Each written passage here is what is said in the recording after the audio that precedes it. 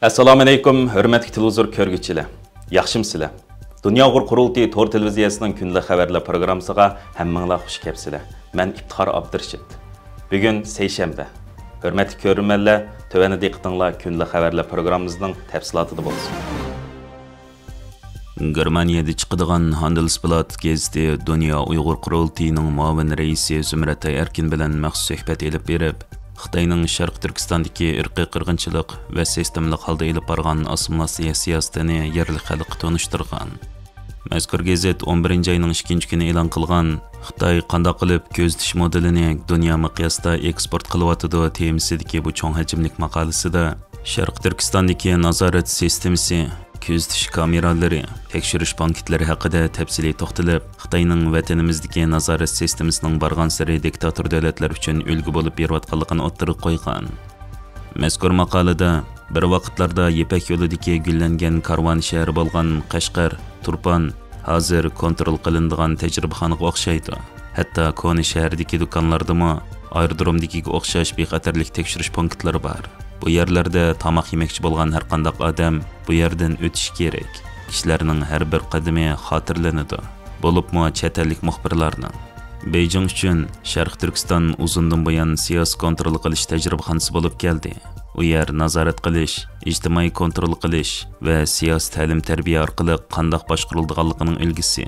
Shuning bilan bir vaqtda Xitoyning bostirishi va rayimsiz assimilyatsiya siyosatlari bargan siri mustabid cherik davlatlar uchun ulgu bo'lmoqda deganlarni o'ttirib qo'yib, Xitoy rayondagi uzun yillik zulmdan qo'lga keltirgan tajriba va texnikalarni qasdan dunyoning qolgan qismiga eksport qilishga urinmoqda degan. Muxbir Martin Beninghoff o'zining Sharq Turkistondagi ziyorat jarayoni o'rtoqlashib, men kelgan kechda turalg'imning oldida to'xtalgan bir taksini ko'rdim. Necha kun ichida u taksida ko'rgan 3 odam menga ko'zi ko'rinarli darajada egishib mangdi. Har bir qadamim, har bir do'kondagi savdo setiqim, har bir harakatlarimni xotirladi. Hatto men Hamburg bolkasiga kirganimda ularning biri menga egishib kirdi. Uyg'urlar vatanda nazorat qilish, Shanxay yoki Suzhou qatorliq shaharlarga qaraganda texmi qattiq.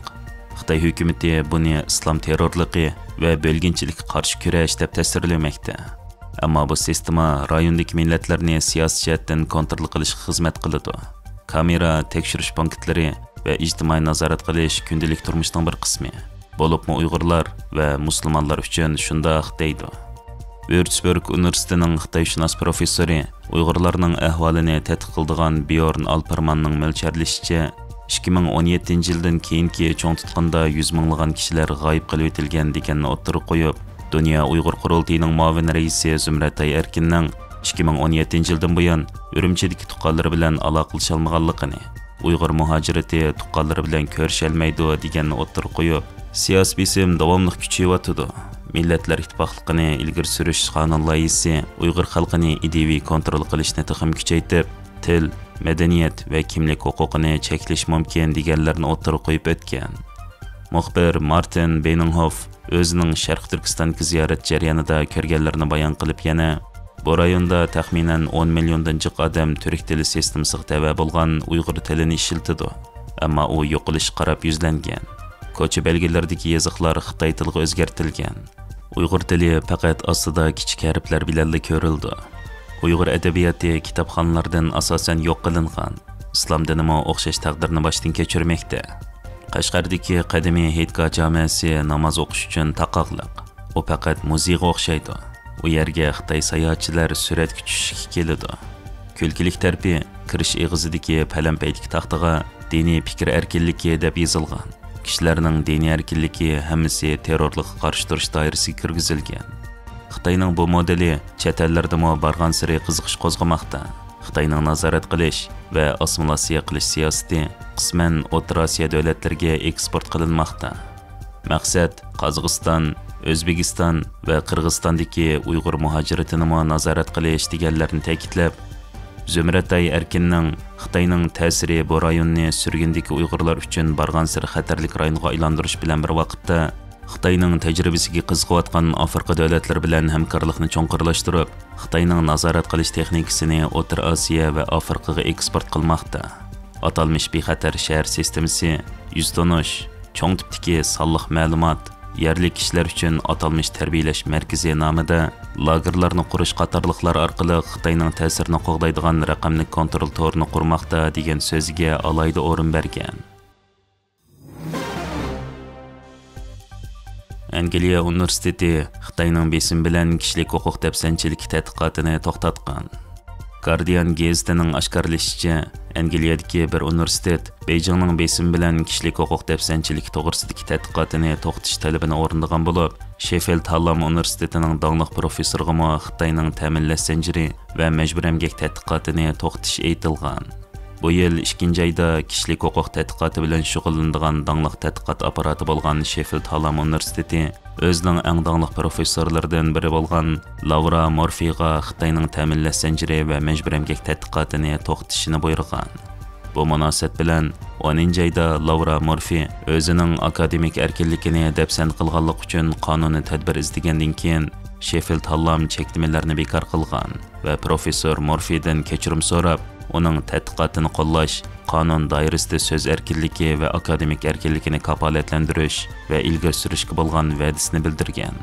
Guardian gazeti bu vaqtda yana 2024-yili 4-oyda Sheffield Hallam universitetining Beijingdagi ishxonasiga Xitoyning 3 davlat bexatarlik xodimi kelib savol-so'roq qilgan bo'lib, Guardian gazeti bu vaqtda ahang tahdidlik edi va tadqiqot faoliyatini to'xtatish to'g'risidagi uchur aniq o'ttirib qo'yilgan deydi.